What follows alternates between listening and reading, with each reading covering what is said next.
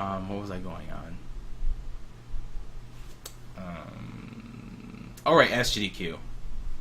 So I got back into that, and it was really strange when people asked me SGDQ, how was it like, not having to do any work for SGDQ? Because obviously I wasn't doing as much work as Rom Scout, because he was doing,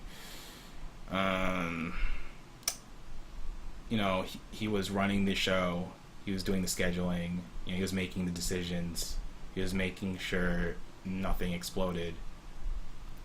But at the same time, I was still handling accounts, helping out with work here and there, making sure we're in contact. And one thing is that we actually went to E3 before SGDQ, because one of the board members of Prevent Cancer was the president of Activision, and he's now the executive chairman of Turtle Beach, so that's how I got into E3, in case if you were wondering. And I brought Rom Scout and Studio along, and we made some good contacts there, like with gaming press and the like, and that's why we had good press pickup for SGDQ.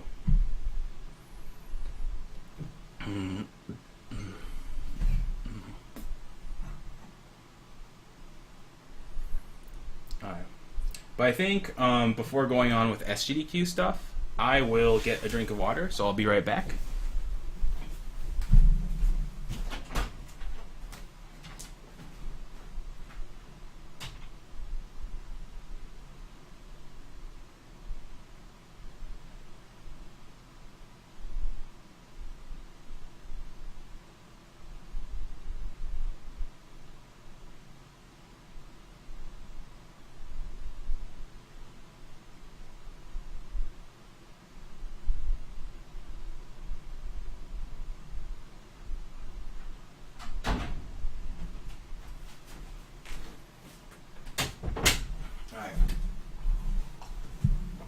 So, I guess I probably should give my overall thoughts on AGQ. I felt like it went really well, aside from the scheduling and some setup stuff.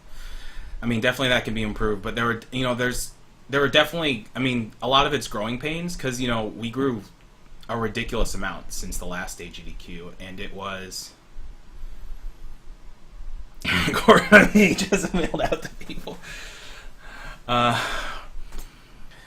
But I think we handled the growth well. I think there's still room for more growth. I don't know what the attendance cap will be, if there is attendance cap. If there's attendance cap for this event, it's going to be like 900 or 1,000 or so people. I think if we keep on doing what we're doing, and, make it about the speedrunning and the speedrunners and, the event itself, I think it'll do well. And I think SGDQ proved that, we're definitely improving in our tech setup, and I feel like it'll only get better for the next AGDQ. Yeah, we'll have even more Mexican pyramid schemes. Yeah, apparently... Yeah, so... I'll talk about SGDQ a bit. But one of the groups that was right next to us was Equipo Visión, which is the Spanish version of Amway. Like, that's actually what it is. It is Spanish Amway. And, Mexi, being Mexican, understands Spanish, and apparently what he heard was that they were actually talking about scamming people in their meetings. Like, he was overhearing their meetings, and they were talking about scamming people.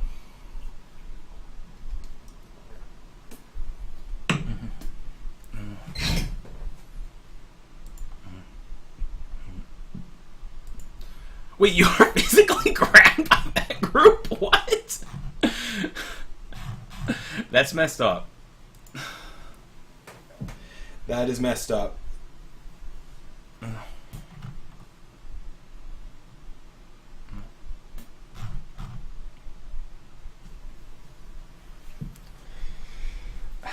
I did not know that.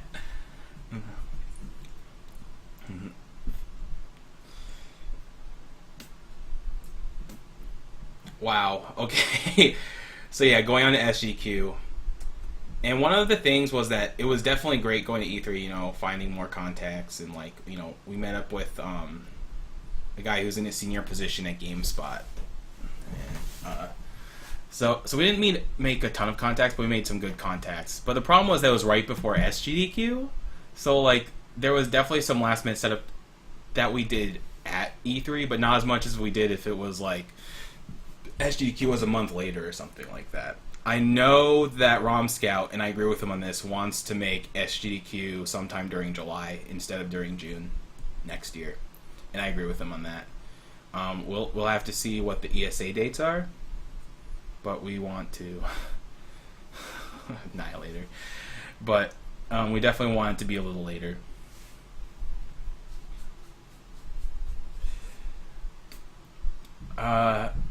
So yeah, SGDQ. So the thing about SGDQ is that with HGDQ, if I receive equipment, then I'm going to check it, and I'm going to see if everything's there, and I have a better grasp on all the equipment and stuff that we have, and the size of everything. But for SGDQ, because I was shipping everything to UA, I couldn't really test the stuff. Because for HGDQ, one mistake that I made for testing for HGDQ is I didn't do a long-term 24-hour stream just testing all the capture cards. Although that ended up working out just fine anyway. But I did stress test to see, like, does it work? Is everything good? How much CPU is it using? Etc., etc., etc. And it turns out the most OBS used was like 40%, maybe 50%, so I was fine.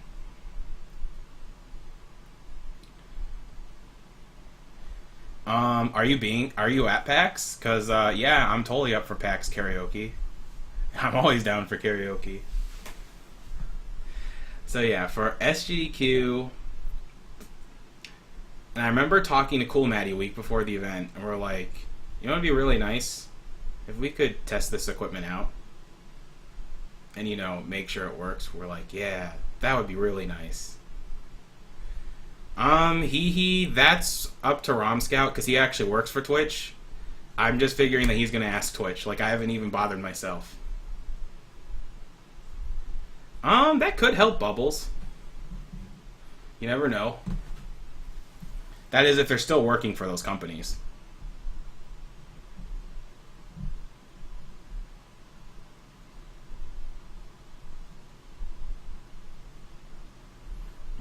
Oh, cool, Nexie. But yeah, so, and this might seem kind of irrelevant, but this actually was one of the biggest problems with SGDQ when it came to setup, and was the main reason why we had so many setup issues the first day. So, it turns out that UA was laid off, which definitely sucks, and he and his brother and one or two other people were working on a game to release on the iPhone market. That's a sequel to one of their most popular games. Because he used to work for the company that make Dragon Veil. And so he was in crunch time for programming, which is fine, but he didn't tell us this. So, because when we were trying to get in communication with him, it was really hard and difficult, and we didn't know why until we actually arrived there. Well, hanging out with you more at HGDQ. I don't know, if you actually bothered getting out of your hotel room for once. The only times I saw you when you were hanging right in the hallway at SGDQ, like right outside of your room. The call-outs. I really don't think I saw you unless you were there for a friend's run or out in that hallway right outside the hotel room.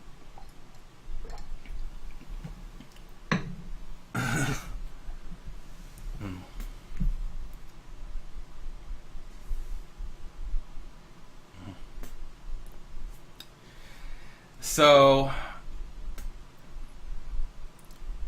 and the one thing that I told UA to do, like more so than anything else, because I know he hadn't opened that many packages and stuff, is build the stream machine, and I gave him the list of the parts, and install the capture cards. There is not a hotel yet for HGDQ. I'm still searching. Basically, I'm gonna look at a hotel fairly close to BWI. It does appear to have a lot of food close to it. The biggest problem with the hotel, though, from what I hear, is that even though there's rail to the hotel, and it's not expensive, it's like $160 each way, as in $1.60. It apparently takes something like an hour and a half, which is definitely not perfect.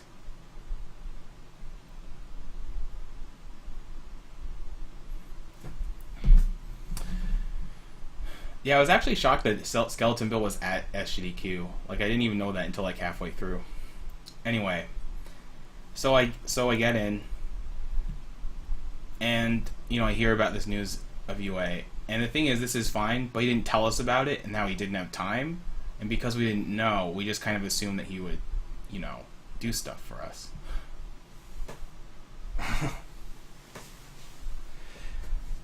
And so I remember when we got there, and when it came to the stream computer, it was set up partially because the fan wasn't connected correctly. And I know with that particular case, it's the Corsair 500R, and it connects in a weird way. It doesn't connect to the motherboard. You actually connect it through a Molex connector through the power supply. But it'd been so long I forgot how you did it. Because I have the exact same case.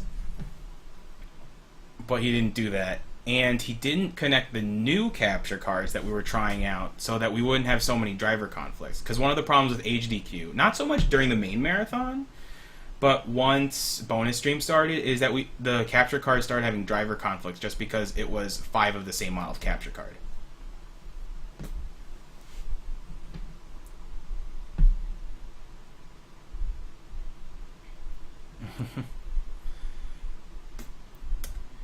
And so he didn't install the DeckLink Duo, which is what we used for the cameras at SGDQ, and he didn't install the MyCom soft card that I showed you guys earlier, because and those were the cards I cared about the most because we had never tried them and I wanted to make sure they worked, and he didn't install them until like the day we were moving into the hotel. And because like the gaming machines weren't set up and this and that, because there was so little setup, we had to spend so much time getting basic stuff set up that could have been set up in advance that it just compounded upon setup issues. Like, for example, I got the fan working on the case, but that took me at least half an hour to do, just because like I forgot how to do it because it's not very intuitive how you do it, because the case doesn't really come with any instructions. And having a fan working for the streaming machine for the marathon is kind of important if you don't want the thing to melt. And that took half an hour. And you're like, well, that only took half an hour, but that's half an hour I could have spent doing something else. And then we spent time like getting cases for the mini PCs, because it turns out that NCIX didn't ship the PC cases. And since UA was just had a bunch of packages and he didn't know like which, and he didn't necessarily verify all of them, we didn't have the cases, so we had to go to Micro Center, and it turns out the projector screen wasn't there, so we also go to Micro Center for that. So if the SGDQ projector screen looked a little sad, it's because it's not the one that we were supposed to have. We were supposed to have the one that we had at HDQ, but the Amazon seller sucked. They did refund me, but they still sucked.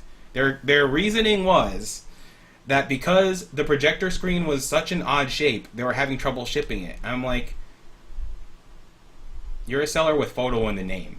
You should know how to ship a goddamn projector screen. So yeah, so here's the thing about UA, and this is probably something that most people don't know, is that even though he was contracted for the last 2 marathons, he's never actually claimed hours. That's not an excuse for what happened to SGDQ. I think he's claimed some hours for SGDQ because he did some database work afterward, but that's about it. But yeah, like he's the only person who doesn't really claim hours. And so I'll go over that more. And because the capture cards weren't installed beforehand, obviously we had to figure out how to work them and go through some driver issues, which is again is something that should have been figured out beforehand, because that took like another hour or two that could have been spent setting up cables, messing around with stream layouts, making sure that everything runs just fine, etc., etc., etc.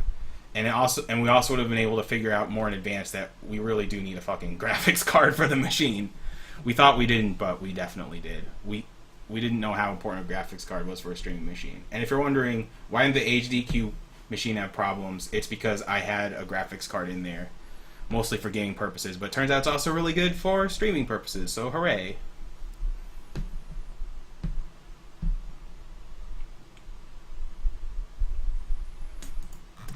And the other thing that didn't help, so even though both of the hotels we stayed at were Crown Plazas, the HDQ Crown Plaza was like the complete opposite of the SGDQ Crown Plaza. Like, we took up all of the space at the HDQ Crown Plaza. It was a little cramped at times, definitely. Like, for Super Metroid, it was cramped. I know during the Smash tournament, there were a couple people who couldn't practice. For the most part, the space worked out, but even if we even got like 50 or 100 more people, Ed and I went over that previously, but I can go over that later.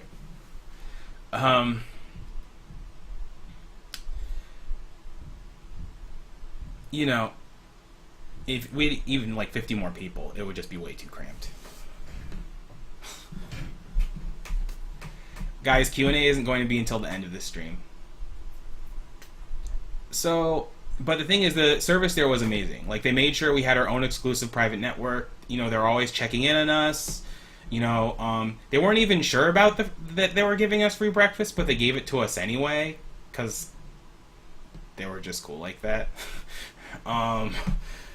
You know, they were always cleaning up stuff. They even, probably the hallways stank like ass, but I didn't know because they Febreze the hallways.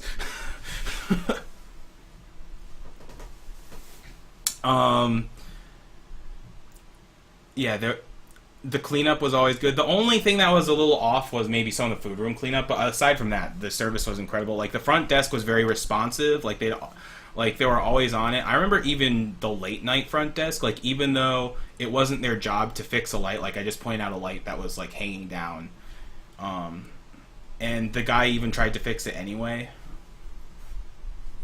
Yeah, I mean, because that hotel was basically perfect, because like it had an airport shuttle. I didn't hear any complaints about the airport shuttle. I definitely heard complaints about the other Crown shuttle, but not this one. And it was near a lot of food options, which is definitely important.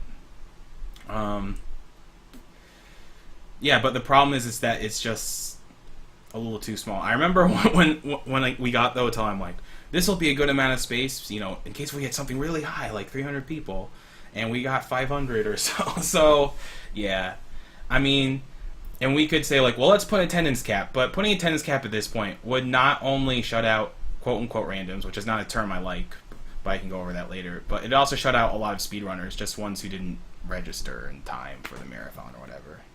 A no swamp-ass policy for HDQ 2015. So, funny thing, there was a person we kicked out at SGDQ, but I'll go over him later. So, when it came to the SGDQ setup, the main setup problem was that there just wasn't enough stuff set up in advance so that we could actually focus on setting up the stream. And if it seemed like we were really behind on getting the stream set up, well, that's probably because we were. Like, we really were, because I mean, thankfully there were people like Viva and Mr. Cab who were assembling the gaming PCs, and thankfully Micro Center like had all the parts that we needed.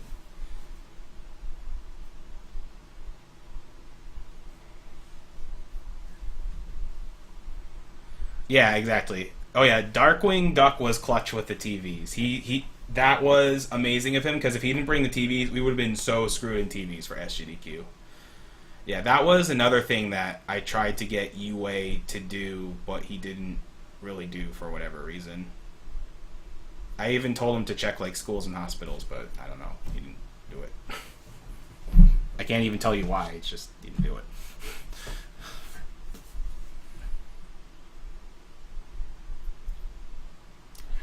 Yeah, that's not cool.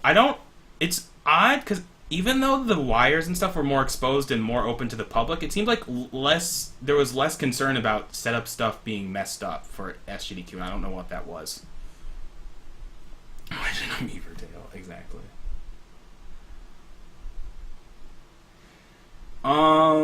It's not, I don't think it's that you can't buy them, it's that Goodwill's not allowed to sell them for environmental reasons, which is kind of stupid because they have to dispose of them anyway. So I feel like it's a better idea to recycle them rather than throw rather than just not sell them at all. But whatever. Yeah, there was no chance to test any of them.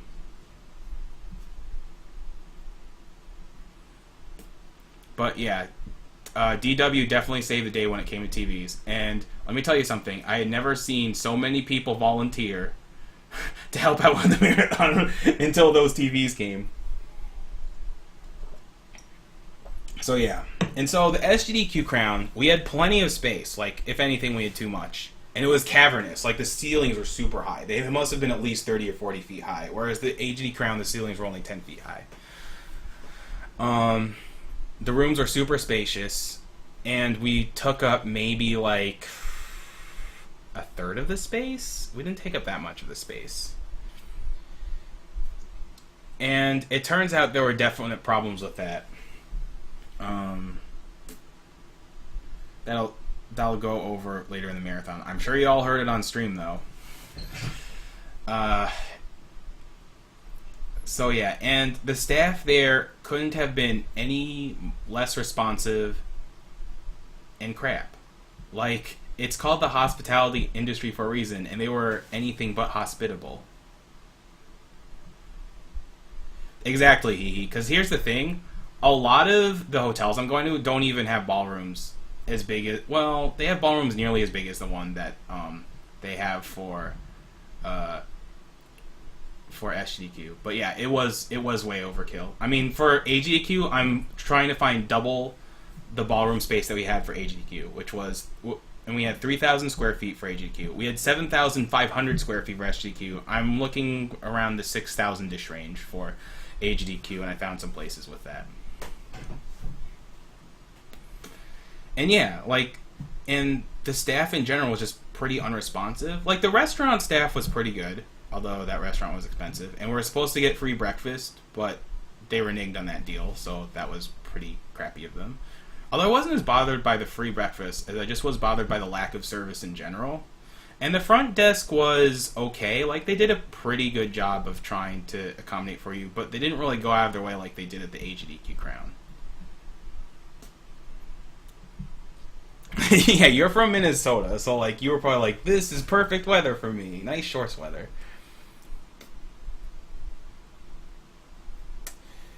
And yeah, it was just the complete opposite of the HD Crown. Like, the service was bad or non-existent. They actually took fridges out of our rooms beforehand. And we have multiple witnesses for this, including me, because I saw them put a fridge back into a room during a bonus stream when I was just hanging out in Mecha Richter's room. Like, the service lady came and she's like, fridge for you. And he's like, thanks, I could have used this a week ago.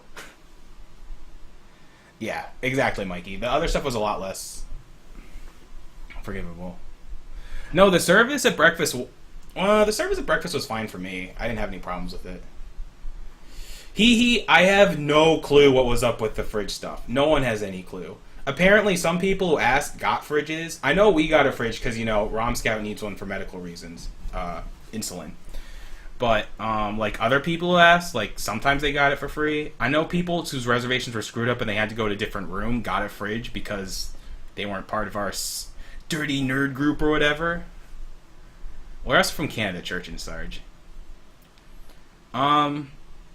So the bogus charges were not quite as bogus as I thought. So here was another thing about the difference between the HDQ Crown and the SGDQ Crown. At the HDQ Crown, one of the rooms broke their TV, which kind of sucked. And then that table that people were using for battle chess or whatever that was, or chess 2.0 or whatever, or bazooka chess, was not supposed to be used and it got scuffed. And because of that, there were a couple of extra charges, but they told me beforehand, like, and they gave me a receipt and everything for it before charging me. So at SGDQ, I remember this was right before my Turtles 4 race too. I'm at the breakfast. I'm like, okay, I'll take a nap and then I'll practice some Turtles 4 and I'll be good for the race. And that went from that to, I was looking at my online banking just because I hadn't looked at it in a couple of days, and I see this charge for $3,700, and I'm just like, what the fuck? What the this? Because like it, I wasn't warned about it. There was no receipt. There was no invoice. It was just charge. Boom, boom.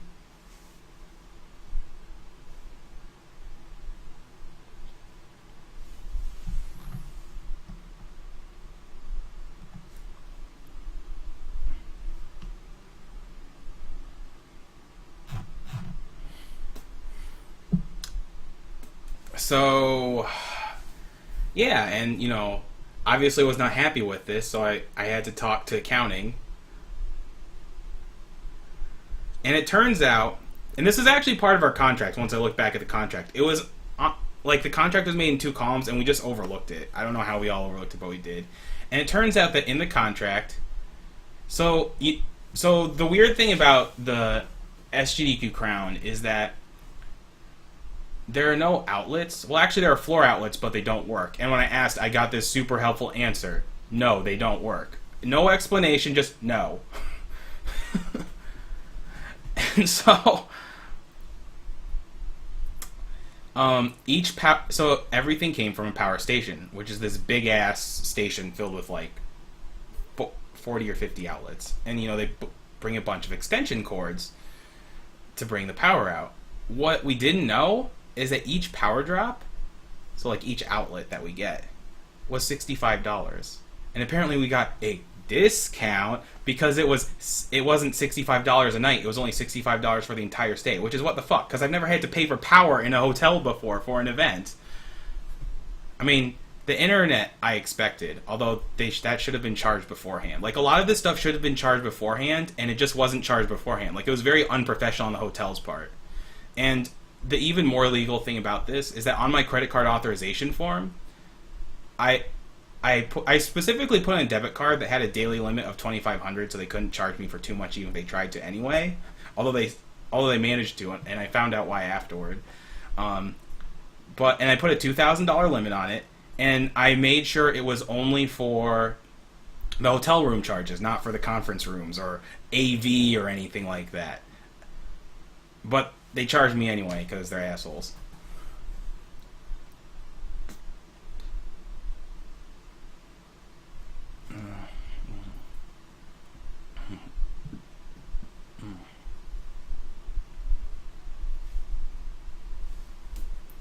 Yeah, and so, but they managed to get around my card limit, which I know is a real thing because I've been nailed by it once before, not often, but once before.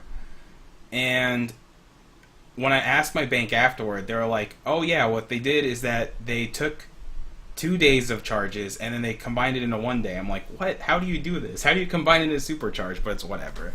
But yeah, when it came to the hotel,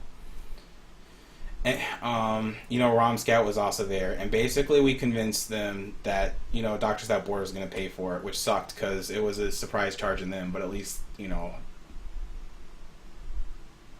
it was better that they paid more than we paid for. I mean, we could have afforded it, but that would have sucked for us to pay for a surprise charge like that. I doubt it was legal to use in that manner. Their accounting person there sucks. Everyone there sucks. Yes, those tables are awful. Yeah, that's another thing. The tables they used at the hotel were awful. Like they had splinters on them.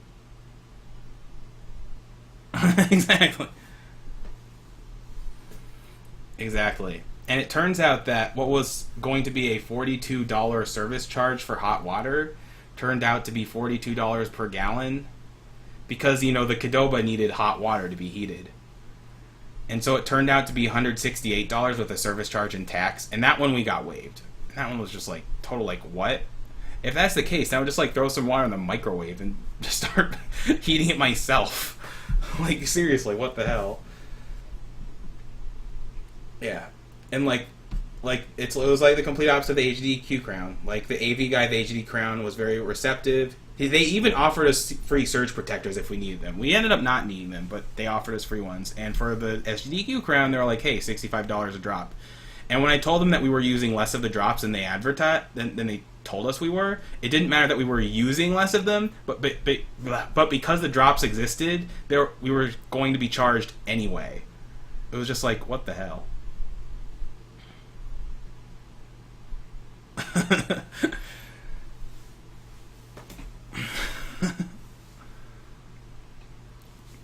But yeah, I mean, the only good thing about that crown is that it's proof that we can overcome a crappy hotel. That being said, I don't want to overcome a crappy hotel ever again, because that sucked.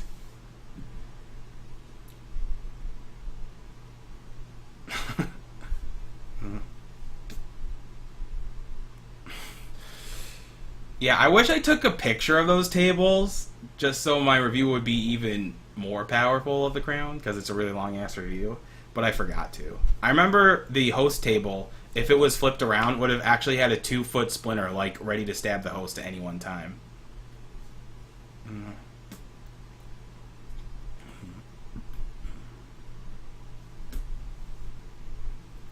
Well, here's the problem. I mean, it was mostly Rom Scout searching the hotel with a travel agent, and we couldn't really visit the hotel on site, and we should have given UA a checklist of stuff to go over, but at the same time, it's just better if we just fly into Denver and look at hotels ourselves. Like, it's just better if we do that. And Fiery Blizzard is absolutely right. DC is an expensive area, so technically any area is a money trap area. Like, for example, that Hyatt, that is not even a consideration because they wanted to charge a bajillion dollars for the conference rooms. That is very much a money trap area.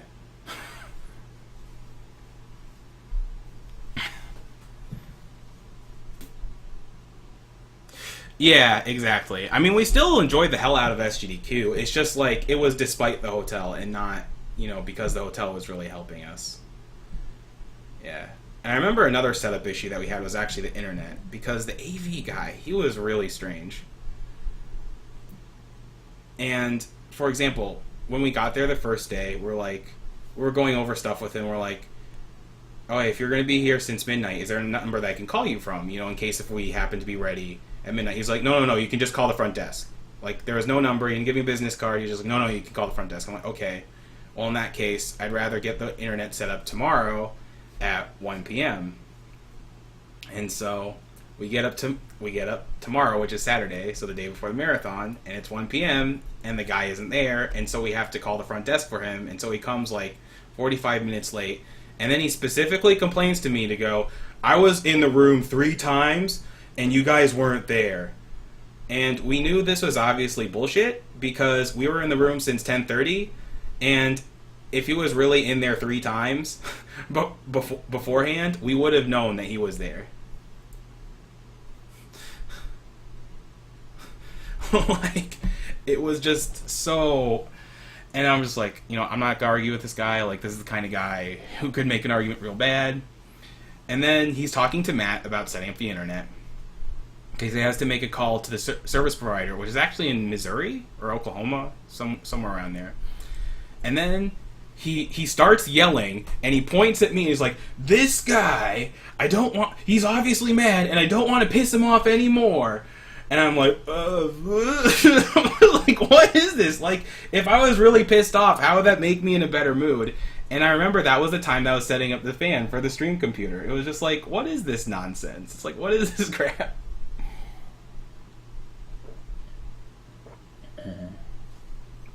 Exactly, studio. We can also hold them in Norway, which is the most expensive country ever.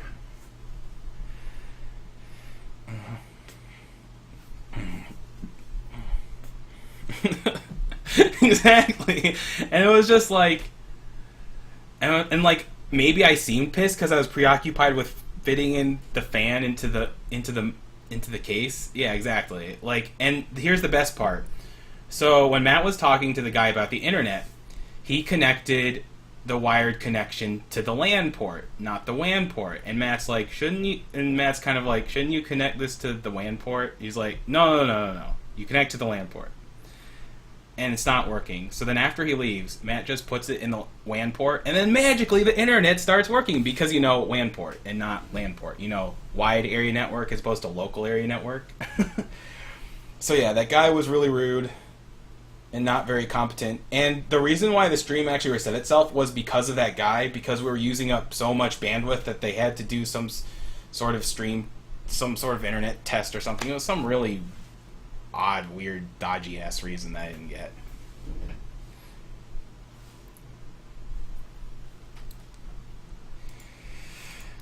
So yeah, the thing about SGDQ is that while we didn't have setup issues later in the marathon, we had a ton of them early in the marathon because a lot of stuff that should have been set up beforehand, like the gaming PCs, the streaming PC, stuff should have been out of the boxes in general. And it didn't even necessarily have to be like super organized, but it should have been organized by like general category. Like that stuff had to be categorized. I mean, now that we've done it, it won't take as long, but it took really long, and that's why SGDQ started late and we had setup issues from the beginning. The other thing is that because the conference room was so huge and cavernous, we had echo. There was a lot of reverb and echo, and this is not a problem we were super familiar with, so it took us some time to fix that. And so that's why during Tuesday setup block, we actually used it to set up, and it was definitely worth it because that was when I got a graphics card for the computer. It's a GTX 750 Ti, by the way, in case if you were wondering. So it's a good card.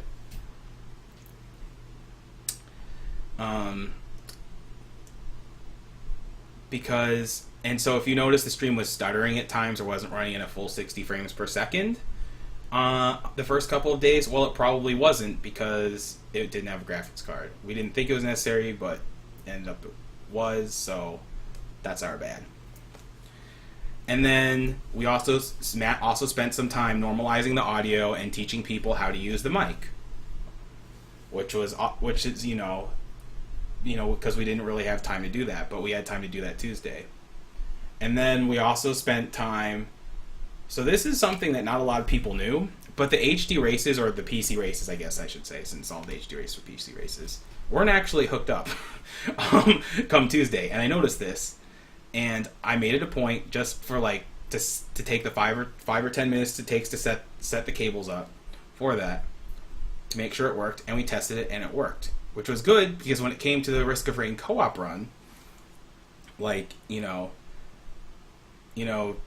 UA, Matt, me, I actually know a decent amount of the tech stuff too. None of us were around, and Poexel was on there, and he called UA and he was like, "What do I do for this race?" He said, "Go to the HD race." And he went there, and it worked. It just worked. Which was good, because if it wasn't set up, it would have been a real setup nightmare.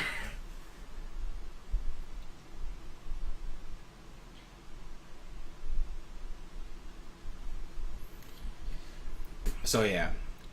But fortunately, we fixed it, most of it by Tuesday, because it's the first day had a ton of setup issues, and then come Tuesday, there were almost no setup issues. And the thing is, and one thing that we super improved with the PC setup, we realized that it was just better to buy our own PCs. It would just make it way more convenient for everyone. People should just bring their games in USB sticks so they won't take forever to install, and that ended up working perfectly. Oh yeah, camera drop. Ironically, the camera drop did make the stream run at 60 frames per second when it was down during Mega Man 6. Yeah, the camera dropped because the mount on it was really shitty. And I know some people were complaining the feedback. They're like, "I didn't get to see the run." We're like, we were trying to make sure that a $2,500 camera didn't shit the bed. It was our priorities were a little more focused on the bigger issues. Yeah, but PC setup, instead of being some of the most arduous stuff it was at HDQ, it ended up being some of the fastest setup ever, because it was just hey, game done, game on, game exit, game on. Oh, and then once we realized that we set up, we put aside so much time for the PC runs, extra time, we ran into this freakish problem running way ahead of schedule. We've actually run ahead of schedule before in Marathon. I'll go over that later, but I'll just go over PC setup a bit more. The only really big setup issue with PC games was Super Meat Boy, and that was really no one's fault. The practice PC had the exact same build, Even had the same PS3 drivers on it. Worked just fine when Matty Ice was practicing on it. Gaming PC, I don't know if it was because it was streaming or because of some monitor, and that locks like some refresh rate on the monitor because PC Meat Boy is such a well-coded game, but it fucked with this game somehow, and it took us about an hour in to figure out what the problem was, thanks to some guy tweeting it out to Tommy.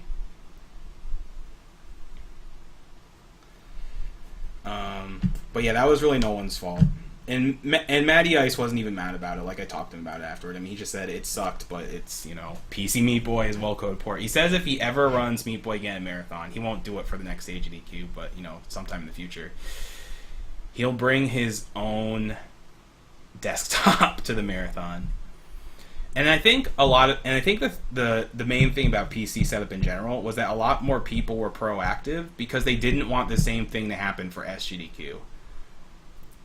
And that was really good, because I know Witwix could have potentially had an issue with Boshi, because Game Maker games don't work well in Windows 8 for whatever reason, so it's having frame drops on an i5 with a GTX 750 Ti and 8 gigs of RAM. But, you know, Game Maker games. So he eventually got it to work in Laz's laptop, and that worked out well. But yeah, just, like, aside from that, like, none of the PC games really had setup issues, and the setup was really fast for them. I know a couple people were having trouble installing their games beforehand because PC games, but, you know, they took the time to fix it, so it's pretty awesome. Like, the SGDQ setup for PC games was, like, the complete opposite of the HDQ setup, so we pretty much fixed it. I mean, obviously, there's always going to be some random problem with PC games. And the ironic thing is that, you know, a lot of people are like, oh, Windows 8, it sucks. And, you know, I know Windows 8 has its dumb shit about it. Or Windows 8.1, I should say. But what's ironic is that P-Call, who actually really hates Windows 8.1, said that his game Goosebumps, by the way, that's a funny run, you should watch it, actually does not work on Windows 7. It only works on Windows 8. I think it's because of some compatibility drivers that Windows 8 has, but it's really funny that, like, because we have Windows 8.1 on the gaming PCs, it worked out fine. I still need to watch a Shovel Knight run. Someone linked me to Captain Drake's record. I also need to see what a New Game Plus run is like, because I hear that's a better category. Yeah, that was really good of you, Studio. But yeah, that's the thing. Like, all the PC runners are really proactive at SGDQ. Like, I can't think of a single one who was, like, lazy or bad about setting it up.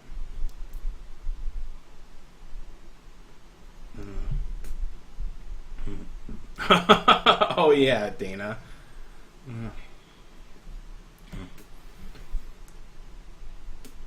Oh yeah. Duke brought his own a desktop for Psychonauts, which it took a little while to set that game up on his PC, just because we weren't quite expecting that to happen, but it worked out fine for the most part. I think it took a little long to set up, but that's because, you know, we're setting up someone else's desktop, so. It's 3DS versus Wii U versus PC race. So yeah, you know, SGDQ was kind of like AGDQ in the sense that I was really busy up until Wednesday or so, because, like, past Tuesday, like, all the setup issues were knocked out. We didn't have to buy any more emergency equipment. We didn't have to make sure this and that was happening. The food situation was fine, yada yada yada. And it went pretty smoothly from there. You know, I got to chill out a lot more at SGDQ than I did at AGDQ. Psychonauts was a good run. I wasn't really a fan of the commentary, but, like, from a speedrun standpoint, it was definitely a good run. I do know that Duke was kind of running the game at the last minute because Grim Donuts dropped out. That's actually another thing about SGDQ that was really weird. So it had less people than AGDQ, but it had way more game drops, like, at the last second than AGDQ, which was just weird and shitty for us, because if you looked at the schedule, like, when it was originally created and then what it was for the actual marathon, it was absolutely insane.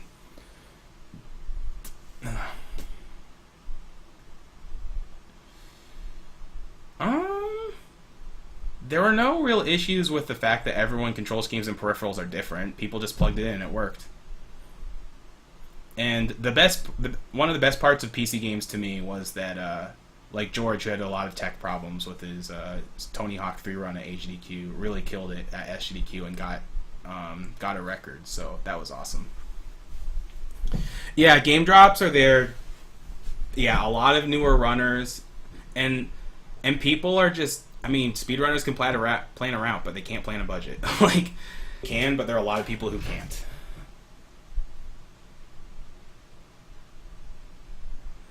I mean, I can definitely lay out the cost for people, but yeah, it is what it is. Definitely for some of the last minute drops, unless the people have really good reasons for them, those people are a lot less likely to get a game for a future marathon.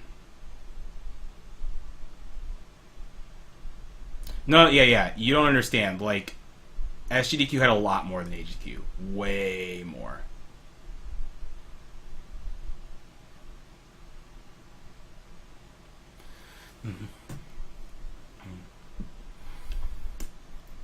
But yeah. And so because our setup after because our setup was actually doing really well, like, we started getting ahead of schedule. And the thing is, we've gotten ahead of schedule one other marathon. That was HDQ 2012. The Halo rule is not still called the Halo rule. I don't remember what I called it. I don't remember if I called it the Fire Emblem rule or something else. Bro Buzz. Okay, so not including travel, if you're staying for the entire event, including bonus stream, your hotel stay will be about $300 to $350, and that includes the registration fee.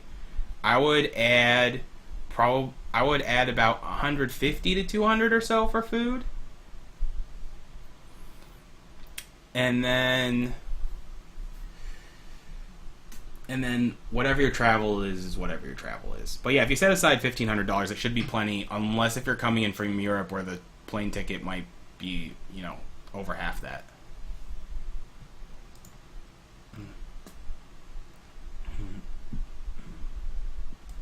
Oh, I'm all about the Gon. But anyway, so yeah, we started getting ahead of schedule, and it happened during AGDQ 2012 a bit, which is why we had bonus games in the first place.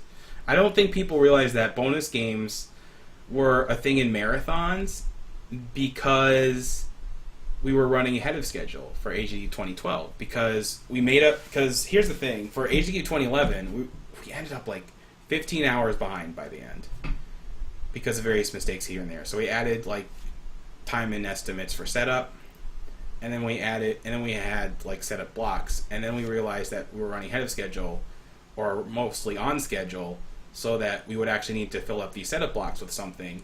So we're just like, okay, people can donate for this game or that game, stuff like that. And that's kind of how bonus games started. When it came to SGDQ, we had to add more bonus games and stuff like that because, and I don't blame Romscout for this at all, we overcompensated for like some of the setup times at AGDQ. And so because of that, he was really paranoid about running over schedule for SGDQ, so then we started running ridiculously ahead of schedule. And running ridiculously ahead of schedule is worse than ridiculously behind schedule, because if you're like an hour or two behind schedule, then people can just wait for the run they want to see. If it's an hour or two ahead of schedule, then they might have missed the run that they want to see. And I've known this for a while, but like having to actually deal with that actually sucked, because like it was just constant like last minute ads of games and stuff like that, and I'm sure it was really stressful for Rom, but fortunately we got it handled. But yeah, after like the early setup stuff, the marathon went pretty well. I remember being really nervous at the beginning of SGDQ, not because I was the host, but because I was like, will this work, because we were so behind in setup. But once the marathon actually started, I like chilled out a lot. And the marathon stuff went really well. Fighting Masters was good and salty. And that tournament went fast. It was under 2 hours. And I will say this, Eggmanim is a worthy competitor. Although I have found some new Gold Rock tech, so I might just destroy you with Gold Rock again. But I had to make some clutch-ass comebacks against him. But let's just say there will be Fighting Masters at AGDQ.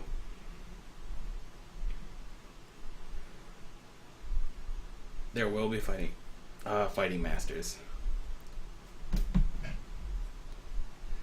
Yes, Chrono, that was a thing actually. I know Sinister One woke up super early and didn't get much sleep at SGDQ because he was afraid of the marathon running even more ahead of time so that he'd miss his run or something like that. And I remember some runs ended super early, and I would have to run outside. Like, I remember after Ninja Bread Man, which had a 20-minute estimate, the guy, SCXR, I think his name is, finished it in 5 minutes because he just skipped the final stage.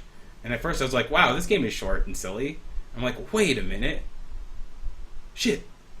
You know, then my like marathon organizer instinct kicked in. It's like, oh shit, that means Graviton should get in for Bubsy. And I was like, and I just ran out of like, Graviton, your game's up. I'm like, no, it's not your fault. It's like the observation case, like where it's like, no, get your game set up, don't watch the ending, blah blah blah. It was like, no, it's cool, it's not your fault. The guy ended early. Just get your console in there. It's all good. Is that the one with mutes? Oh, okay, yeah.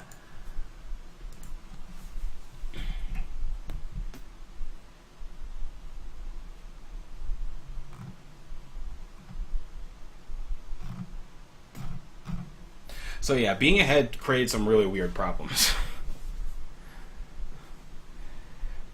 But aside from that, everything went pretty smoothly. The Humble Bundle worked out well. We'll get a slider the next time. We didn't get a slider because since none of the money was going to the bundle itself to keep up overhead, they couldn't actually implement a slider. But next time we'll just do that and also have a slider for the developers. And just have it be like a normal Humble Bundle. Because I think that'll not only be bigger in sales for Humble Bundle, but also raise more money for us in general. But I still think it did great, you know. Raised 82,000 on its own. So yes, that is correct, Darkwing Duck. It was estimated for 15-20. Yes, but Ninja Bread Man was pretty fun to watch. Virtual Boy Ness. When it came to my own game at SGDQ, so that was right after I had to deal with the what the fuck charge from the Crown. And so instead of taking a nap, Sinister 1 just came in, so I practiced some Turtles 4 instead with him. I had one decent run, and one run that was really great up until Starbase, and then I totally choked up Starbase. And I was like... But I remember when I was watching Sinister 1 play Turtles, I was so tired that I was starting to fall asleep by his Starbase.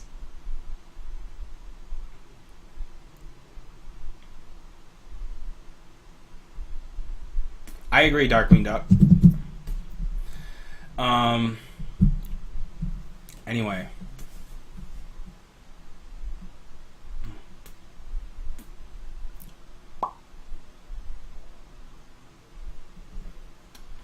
Where was I? I know I'm going on a long time with this. You guys have to remind me where I was. Yes, prizes do need to be reworked in a lot of ways. I'm aware of that. No, oh yeah, it was Team NT4.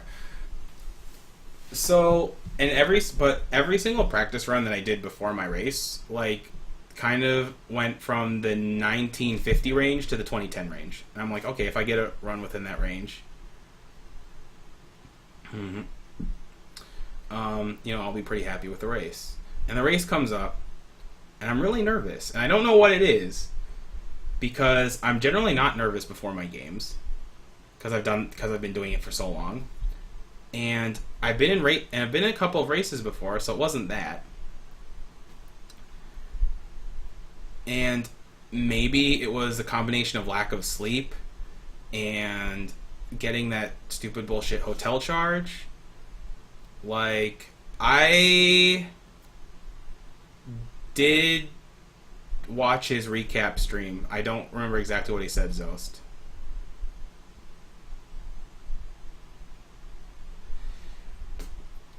And I was just really nervous before the race. I don't know what it was. That doesn't really excuse my performance. But basically, I screwed up stuff that I never screw up before. Like, I remember screwing up Stage 5 Stone Warriors, and I never screwed that up. And I screwed up Stage 6 Stone Warriors, too.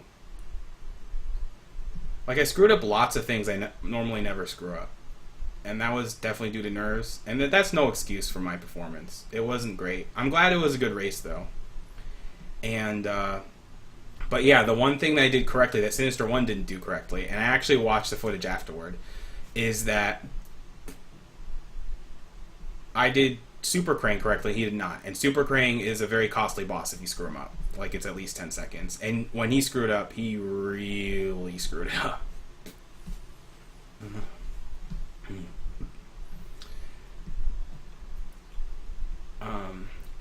because if you screw it up, then you have to go through this phase where he bombs you, and it takes at least 7 or 8 seconds, and you can't hit him during that entire phase. Sinister One says it was because he did his chop wrong and he only hit Krang once with his chop, which is plausible, but I also think he wasn't mashing fast enough for his combo.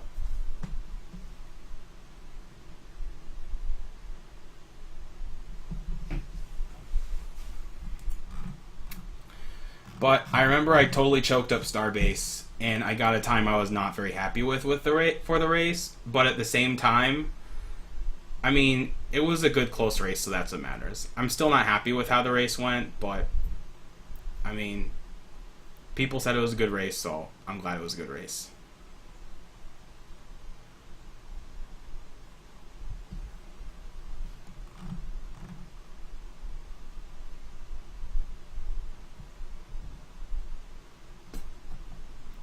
Yeah, Virtual Boy Nest, I think everyone was asleep during Mad World. That was the problem.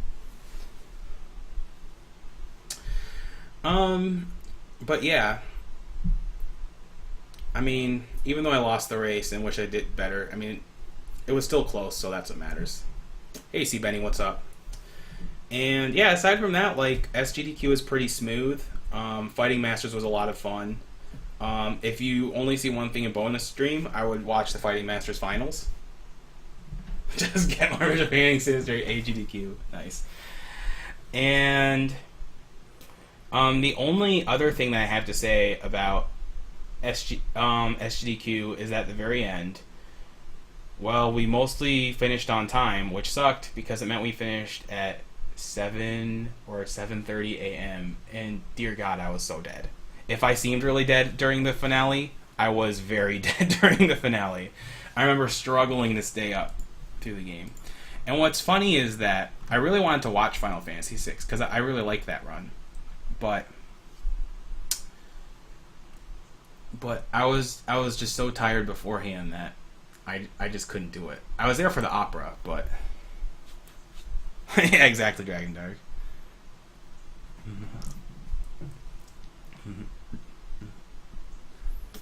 Yeah, and even though the Chrono Trigger finale ended maybe only 2 or 3 hours before the Final Fantasy finale ended, those 2 or 3 hours meant so much. I know that Brosencha was falling asleep. I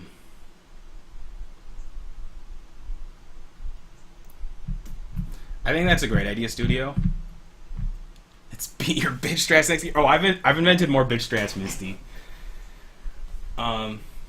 But yeah, like, I just remember being so tired when the credits came for SGQ, and I remember I'm just glad I wrote all the stuff down that I wanted to, and I wrote down on my sheet, like, don't thank the hotel staff on my sheet, and of course when it comes to the credits, Blue Glass says, "What about the hotel?" And I was like, and the reason I was like, well, you heard what I told you about the hotel, so it's not like I wanted to thank any of them. Oh, by the way, that charge got settled on the 3700 one. It took a while, though, but it got refunded.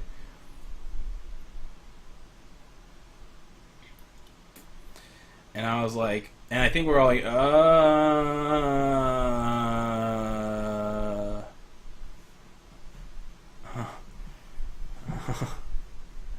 yeah, everyone owes me the salt.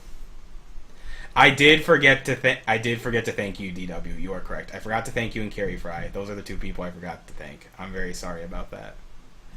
But yeah, finishing an ass clock is really hard to hype up. I even warned Rom Scout before about that, but he didn't really get it. But now that we've had like an ass o'clock finale, we're not doing that again. We're gonna schedule it for like midnight or so, or 2 a.m. at the latest. And because most of our marathons have been on schedule, that includes stuff before AGDQ, so it shouldn't be too hard to stay on schedule. Famous last words. But yeah, we were so dead. And I don't really know why.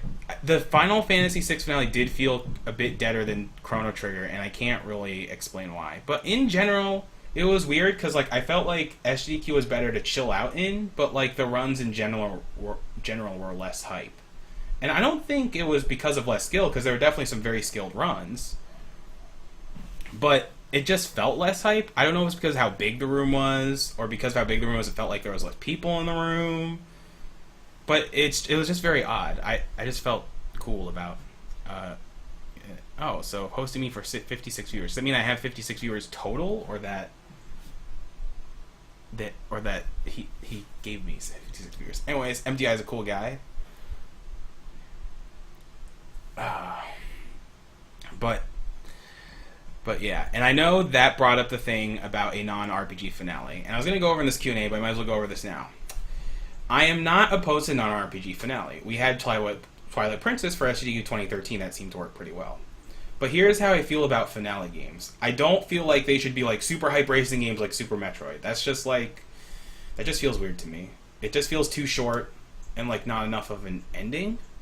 I feel like the finale game, and I discussed this with Studio, is that the finale game should be something longer, like at least 2 or 3 hours. It should be something with a donation incentive during the run so that people are still donating up to the finale. And that it should be a game with some downtime to read donations and just kind of cool down a bit. Yeah, the opera was definitely a lot of fun for Final Fantasy VI.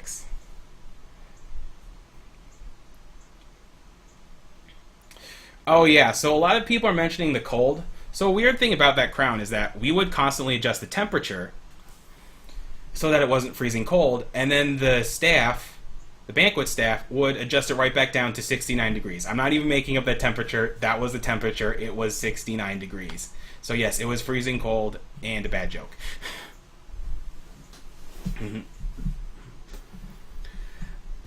So, anyways, going back to the finale. So, when it comes to the finale, you might be like, well, a lot of those games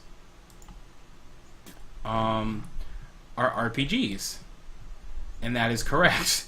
A lot of those games that fit those requirements or those guidelines